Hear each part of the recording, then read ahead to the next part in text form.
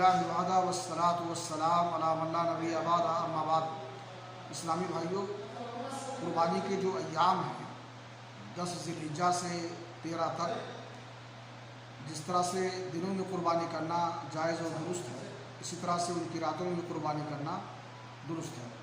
बाज़ लोगों का ये नज़रिया है कि कुर्बानी सिर्फ दिन में की जाए, रात में करना सही नहीं है, और उनका इस्तिदलाल कुरान करीम की इस आयत से है, वयज़्कुरुस्मल्लाहि फ़ी अय्यामिन मालूमात अला मा रज़क़हुम मिन बहीमतिल अनाम, कि हमने जो कुर्बानी का पालतू चौपाया अता किया है, उनकी कुर्बानी करते हुए अल्लाह रब्बुल आलमीन का मुकर्रर दिनों में नाम लें। तो उनका कहना है कि इस आयत में दिन का जिक्र है, रात का जिक्र नहीं है, इसलिए कुर्बानी सिर्फ दिन में की जाएगी, रात में नहीं।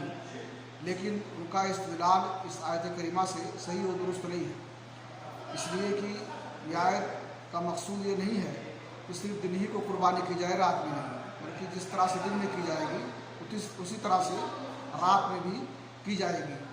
और ये दिन रात दोनों को शामिल है। जैसे कि कोई शख्स कहे मैं फ़लाँ आदमी से 3 दिन तक बात नहीं करूँगा, तो इसका मतलब ये नहीं होता है कि दिन के उजाले में बात ना करे और रात की तारीकी में बात करना सही और दुरुस्त है। दिन और रात दोनों में बात नहीं करेगा। इसी तरह से कुर्बानी दिन और रात दोनों में की जाएगी।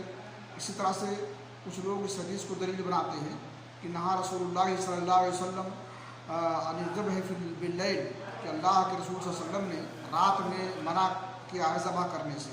ये मजमू ज़वाइद की रवायत है, लेकिन सही बात है कि हदीस सही नहीं है, इसलिए इसको दलील बनाना इस मसले में भी दुरुस्त और सही नहीं है। अल्लाह रब्बुल आलमीन से दुआ है कि अल्लाह ताला हमें तौफीक बख्शे कि हम सुन्नत रसूल को समझें और उस पर अमल करें। वाह खुदा अल्हम्दुलिल्लाह रब्बिल आलमीन।